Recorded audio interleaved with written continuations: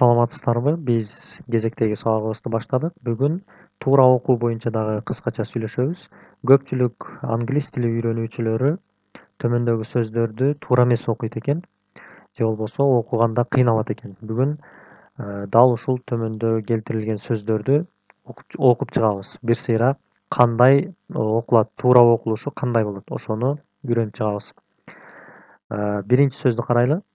Nation деп жазылып турат, Nation. Бирок биз муну nation деп окубайбыз. Nation болуп окулат.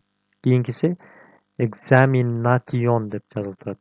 Көпчүлүк муну examination деп дагы окуйт экен. Жок, андай болбойт. Examination, кийинкиси action болбойт. Action, education болбойт. Education, station, international, information. Бул жерде tion деп турат го, бул жерде аягы tion болуп бүтүп атат, Буларды биз tion деп окубайбыз.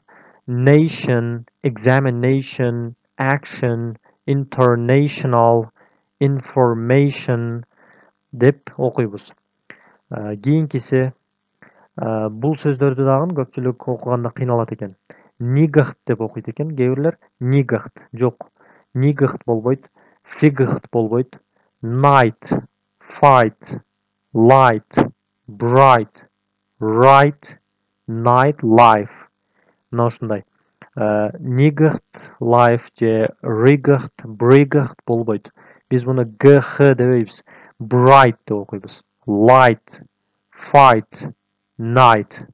Мына ушундай туура окуу боюнча кезектеги сабагыбызды кылдык. Ушул сөздөрдү мындан ары тексттерде окуганда мен айткандай кылып окуганга аракет кылыңыздар.